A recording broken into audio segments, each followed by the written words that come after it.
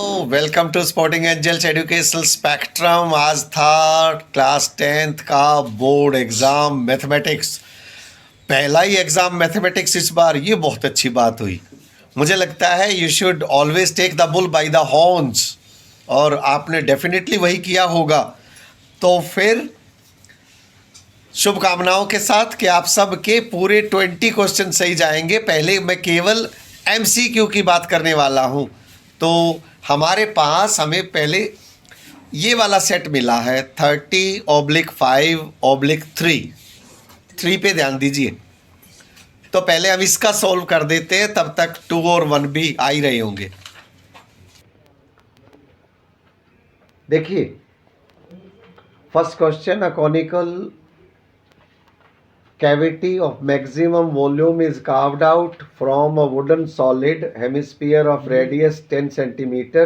Radius is 10, that means height is also 10, है ना, because it's a hemisphere। और उसके अंदर carve out की है ये cavity।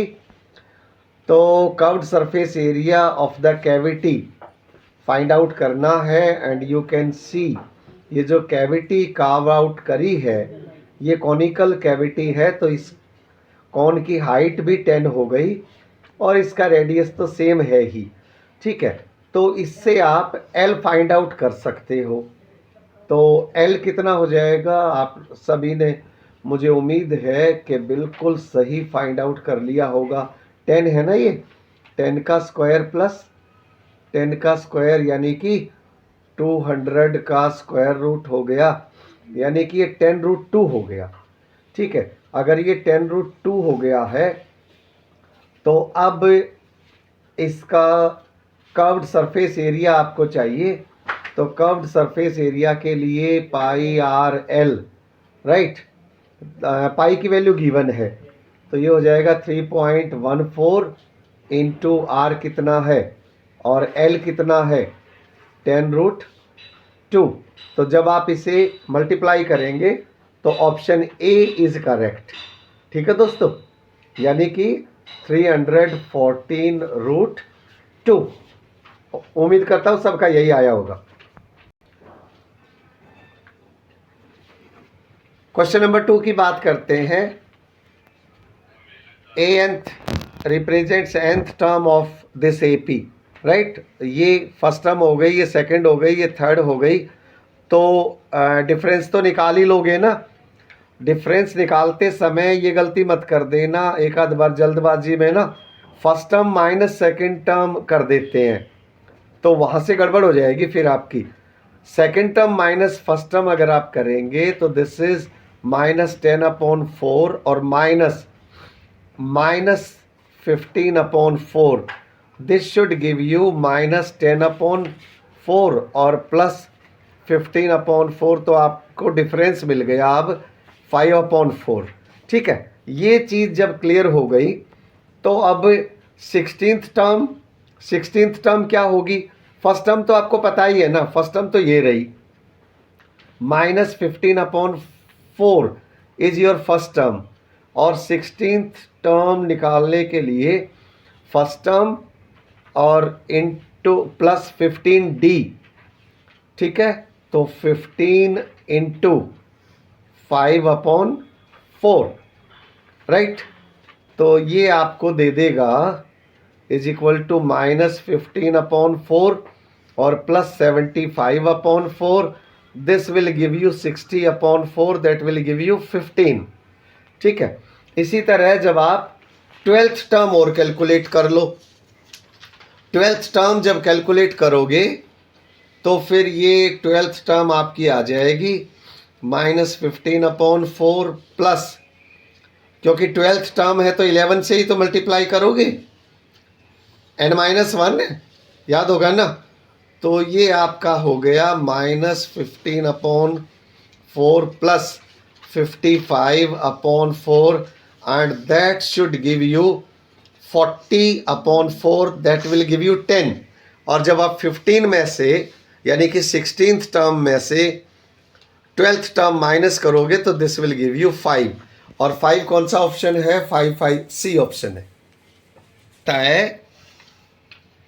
Meena calculates that the probability of her winning first prize in a lottery is, ये है प्रोबेबिलिटी. प्रोबेबिलिटी कितनी है? 0.08, राइट.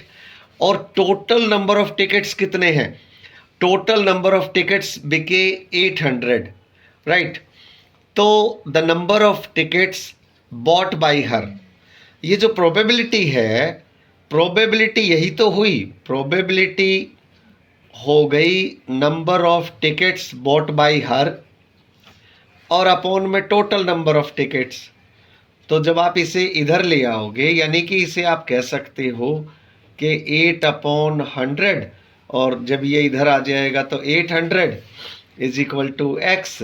So you get 64. कुछ ने तो वैसे ही कैलकुलेट कर लिया होगा. दैट मीन्स आपका ऑप्शन ए करेक्ट है.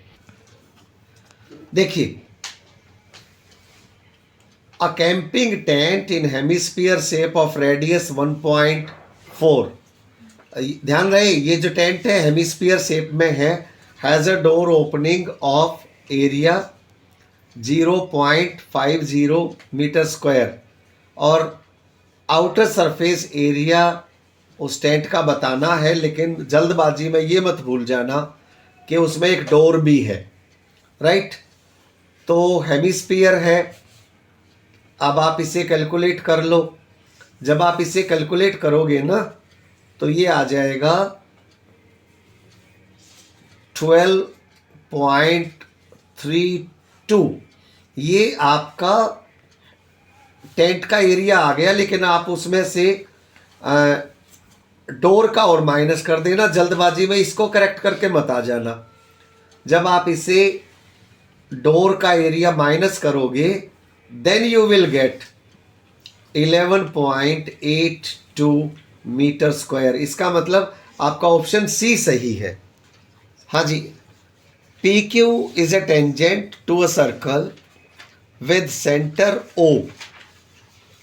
इफ ओ क्यू, ये है ए, ओ पी ये है a+2 and P Q is 2b.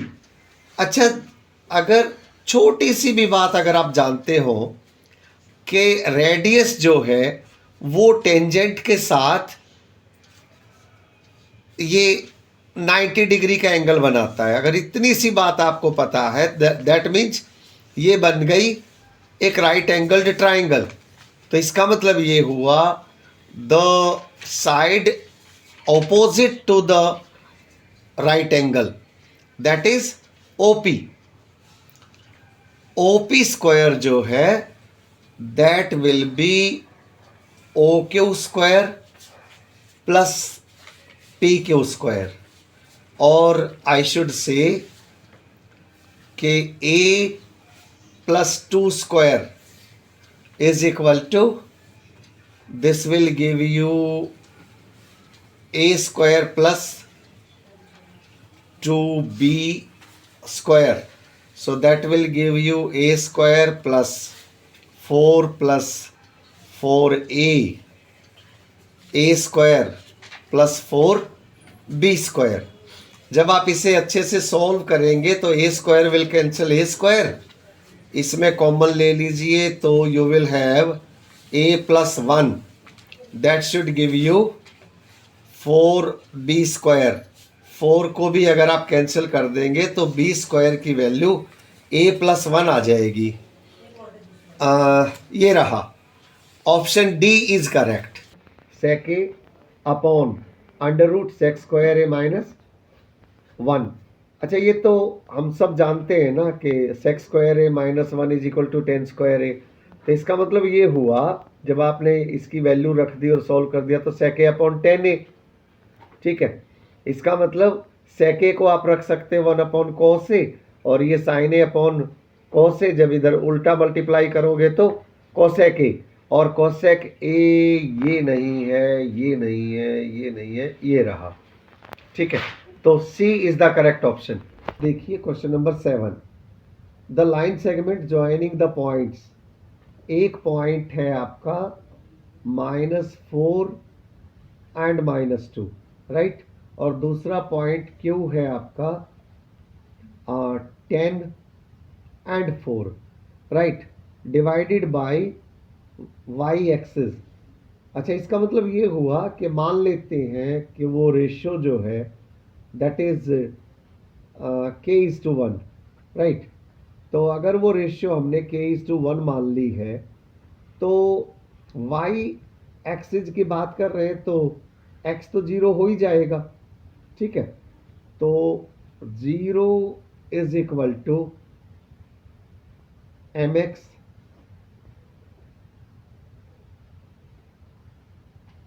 यहाँ इसकी इसमें इसकी बजाय k रख देते हैं, ठीक है, kx, और ये हो गया 1, ठीक है, और x2 अपॉन k+1, ठीक है। तो ये आपका आ जाएगा, अगर आप इसे 1 कहेंगे तो this is your 1, that is -4k और प्लस x2, ये आपका हो गया 1 से जब आप इसे मल्टीप्लाई करेंगे तो ये रहा 10, ठीक है, और नीचे k+1, ये इधर 0 से मल्टीप्लाई होके, तो this will give you -4k + 10 is equal to 0, या फिर यूँ कहिए कि k इज इक्वल टू 2/5। 2/5 का मतलब हुआ 2:5, और 2:5 का मतलब हुआ ऑप्शन ए, ठीक है दोस्तों। देखिए क्वेश्चन नंबर 8 तो फिर थोड़ा ज़्यादा सिंपल है, अगर वो पंडित बद्री प्रसाद को आपने अगर याद कर रखा होगा ना तो ओरली भी आप काउंट कर लेंगे। Option B is correct, that is 10√3, ठीक है। क्वेश्चन नंबर 9 पर, क्वेश्चन नंबर 9 है, ये जो फिगर गिवन है इसमें ए बी पैरेलल है ई एफ के, और ए बी जो है that is 24 centimetre, this is 24, E F जो है दैट इज 36, डी ए है 7, दिस इज 7, और ए ई कैलकुलेट करना है। देखिए इसमें देखने वाली बात ये है कि जब ये इसके पैरेलल है तो इसका मतलब ये एंगल इसके बराबर हो गया और ये एंगल इसके बराबर हो गया, इसका मतलब तीसरा एंगल जो है वो दोनों में है।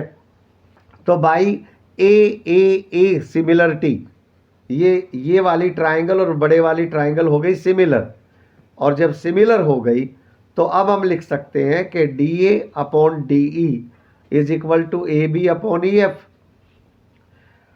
इनकी वैल्यूज रख दीजिए, तो आपके पास DE की वैल्यू आ गई 10.5, ये पूरा 10.5 आ गया, लेकिन DA तो 7 है, 7 इसमें से माइनस कर दीजिए तो यू गेट 3.5, ठीक है। ए आपको निकालनी थी ना, this is 3.5, option C is correct.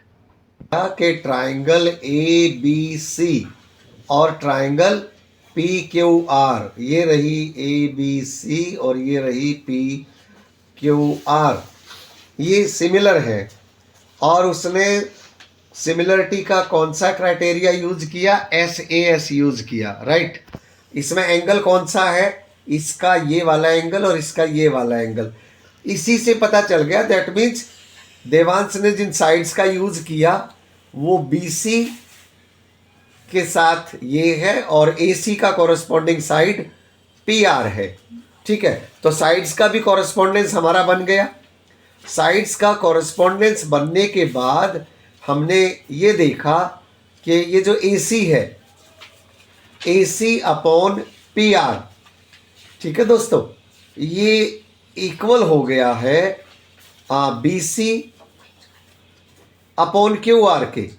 अब बात देखने वाली ये है, क्या ऐसा कोई ऑप्शन है? नहीं, ऐसा तो कोई ऑप्शन है नहीं, लेकिन अगर आप ध्यान से देखेंगे इसे तो ये देखिए AC/PR को यहाँ से ये यहाँ ले गया है, पी आर यहाँ चला गया, बी सी यहाँ आ गया, इसका मतलब ऑप्शन डी करेक्ट है। क्वेश्चन नंबर 11 देखिए। इस बार देखिए, एक बात तो हमें कहनी पड़ेगी कि लास्ट ईयर से इस बार का मैथ्स का पेपर एमसीक्यू को देखें तो इजी है, ठीक है। पिछली बार एक दो एमसीक्यू थोड़े से टफ थे, लेकिन इस बार 11 तक तो हमें कोई टफ दिखाई दिया नहीं। ये तो देखिए फॉर्मूला आपको याद है, ना भी याद है तो गिवन है, तो फिर केवल वैल्यूज पुट करनी है और आपको ऑप्शन मिल जाएगा, ऑप्शन सी, दैट इज 0.3। तो इसमें तो आपसे किसी से कोई गलती हो नहीं सकती, मुझे ऐसा लगता नहीं है। आइए क्वेश्चन नंबर 12 की बात कर लेते हैं। For an acute angle theta if sine theta is equal to 1/9। ध्यान रहे साइन थीटा की वैल्यू है ये, लेकिन यहां हमें सॉल्व करना है कोसेक, और अगर साइन 1/9 है तो कोसेक बिकम्स 9, ठीक है। तो 9 9 जा 81, 81 प्लस 1 82, और यहाँ 81 माइनस 1, तो 82/80 इज द करेक्ट ऑप्शन। अच्छा, मैं एक बात और देख रहा था कि हम जब टाइम मैनेजमेंट की बात कर रहे थे तो हमने बात करी थी कि एक क्वेश्चन के लिए लगभग 3 मिनट, लेकिन यहाँ, हाँ 2 मिनट, लेकिन यहाँ हम कुछ क्वेश्चंस को ऐसा देख रहे हैं कि शायद आपने 1 मिनट से भी कम समय लिया होगा। Which of the following can be the probability of an event. Probability of an event एक से ज्यादा तो हो नहीं सकती, ठीक है, और कैन नॉट भी पूछा है, तो ये तो पॉसिबिलिटी है, ये भी पॉसिबिलिटी है। 10% का मतलब 10/100, ये भी पॉसिबिलिटी है। तो कौन सी नहीं हो सकती?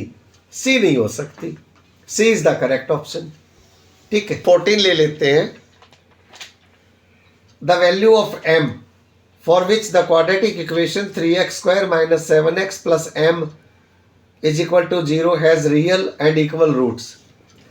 किसी भी इक्वेशन को इक्वल और रियल रूट्स होने के लिए क्या चाहिए? d इज इक्वल टू 0 चाहिए, यानी कि b² minus 4ac is equal to 0 चाहिए। जब आप इसे कैलकुलेट करोगे तो this will give you 49 minus 12m is equal to 0। तो इसका मतलब m की वैल्यू जो है वो 49/12। ये option B is correct. If the zeros of a polynomial px are this and this, then px equals, देखिए देखने वाली बात ये है कि सम ऑफ द रूट्स कितना हो गया? सम हो गया -3 + 8 यानी कि 5, एंड प्रोडक्ट कितना हो गया? प्रोडक्ट हो गया -24, ठीक है। तो फिर अब आपने बनाया पॉलिनोमियल।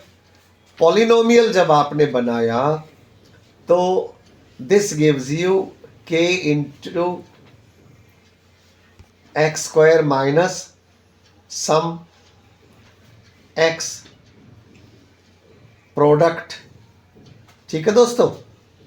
तो इसका मतलब ये हुआ कि जब आप इसे सॉल्व करते हैं, this will give you x² minus, ये है ना आपका सम 5x, और ये रहा -24, ठीक है। तो अब आप एक चीज देख रहे हैं कि यहां तो ना तो ये मैच कर रहा है, ना ये, ना ये, ना ये, लेकिन जब आप इसे मल्टीप्लाई करके देखेंगे ना तो this will be the same. तो इसका मतलब option B is correct. The value of p for which roots of quadratic equation x² minus px plus 6 is equal to 0 are rational, are rational. See this is possible only when b² minus 4ac जो है is rational, right. इसका मतलब ये हुआ कि p² minus 24 उसे rational होना चाहिए, और वो रैशनल तभी तो होगा जब इन ऑप्शंस में से देखो, this is not possible, this is not possible, only thing 5 -5 का स्क्वायर हो जाएगा 25, right, then it will be a rational number.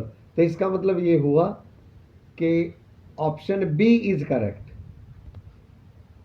N arc of length 2.2 centimetre subtends an angle theta. ये रहा सर्कल और आर्क, मान लिया ये जो आर्क है, आर्क ए बी, ये रही वो आर्क, आर्क ए बी यहां से यहां तक, ठीक है। It subtends an angle theta, ये रहा वो एंगल थीटा, राइट। तो it subtends an angle theta at the centre of the circle with radius, तो ये जो रेडियस है दिस इज 2.8 सेंटीमीटर, ठीक है, और दिस इज 2.2 सेंटीमीटर। अच्छा, आपको तो पता ही है कि सर्कल का अगर सरकमफ्रेंस की बात करें तो 2πr, लेकिन अगर सर्कल की आर्क की लेंथ की बात करें तो 2πr इंटू थीटा अपॉन 360, ठीक है। This is what is length of arc, और लेंथ ऑफ आर्क यहां है कितनी, 2.2।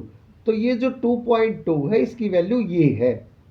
कहने का मतलब ये है कि अगर हम इसे ध्यान से देखें तो 2 इंटू 22 अपॉन 7 इंटू 2.8 का मतलब हो गया 28 अपॉन 10, है ना, और इंटू में theta upon 360, right, and this gives you 22 upon 10, right. So this is 7, this is 4, और देखो 22 ने 22 को काट दिया, और अगर आप और देखो तो भाई 10 ने 10 को काट दिया, और अगर आप और देखो तो 4 9 जा, सही बात है कि गलत बात है, और ये 2 1 जा 245, ठीक है दोस्तों।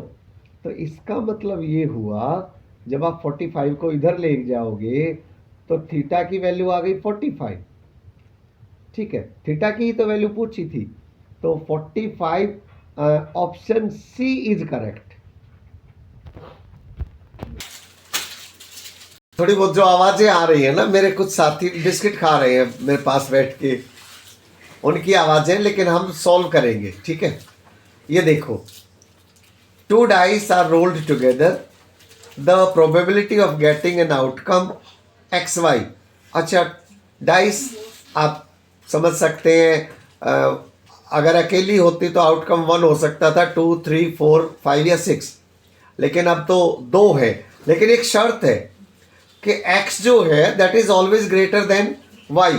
तो इसमें क्या क्या पॉसिबिलिटी है, देखो, नंबर 1 तो ये हो सकता है कि x 2 आ जाए और y 1 आ जाए, और क्या पॉसिबिलिटी है, और ये पॉसिबिलिटी है कि ये जो है ना x, अगर ये 3 हो गया तो इसके साथ 2 भी हो सकता है, और 3 के साथ तो ये 1 भी हो सकता है, ठीक है। और क्या पॉसिबिलिटी है, और ये भी पॉसिबिलिटी है कि 4 के साथ 3, 4 के साथ 2, 4 के साथ 1, और क्या पॉसिबिलिटी है, और ये पॉसिबिलिटी है कि 5 के साथ 1, 5 के साथ 2, 5 के साथ 3, और क्या है 5 के साथ 4, ठीक है। और क्या पॉसिबिलिटी है, और ये है 6 के साथ 1, और 6 के साथ 2, और क्या है 6 के साथ 3, और क्या है 6 के साथ 4, और क्या है 6 के साथ 5, 1 2 3 4 5 6 7 8 9 10 11 12 13 14 15। ठीक है, तो नंबर ऑफ आउटकम्स 15 और टोटल है 36। जब आप इसे ये कट जाएगा, 3 5 12, 5/12, तो 5/12 इज ए। ठीक है दोस्तों, क्वेश्चन नंबर 19 ले लेते हैं दोस्तों। देखिए, ऑप्शन ए है both assertion A and reason R true and reason R is the correct explanation of assertion A. B है both assertion A and reason R true but R is not the correct explanation. C है assertion A is true but R is false and D है assertion A is false but reason R is true. आइए question number ये वाला देखते हैं। ये कहता है HCF 36m² एंड 18m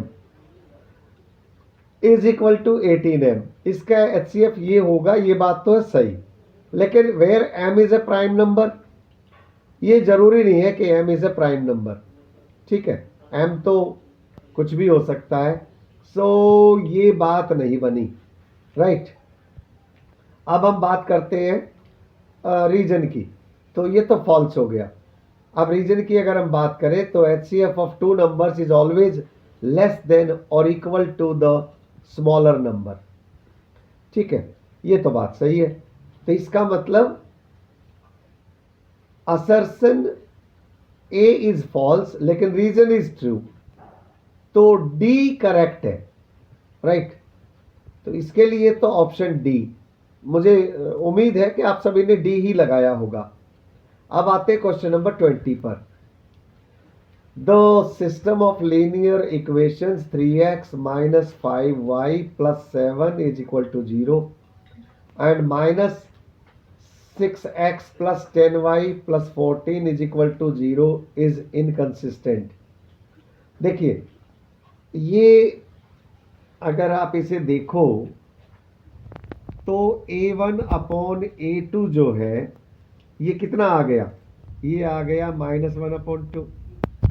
और अगर आप B1/B2 को देखो तो वो भी -1/2 और C1/C2 को अगर आप देखोगे तो दैट इज 1/2।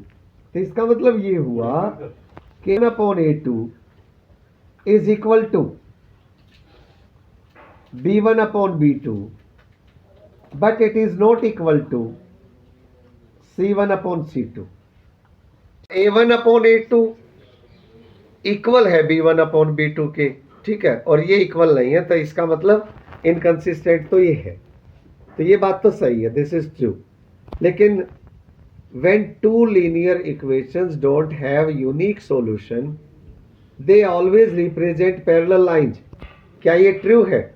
वो पैरेलल लाइंस भी हो सकती हैं और वे कॉन्करेंट भी हो सकती है, एक के ऊपर दूसरी भी हो सकती है। तो ये बात तो सही नहीं है पूरी तरह से। ठीक है, तो assertion A is true, reason is not true, that means C is correct।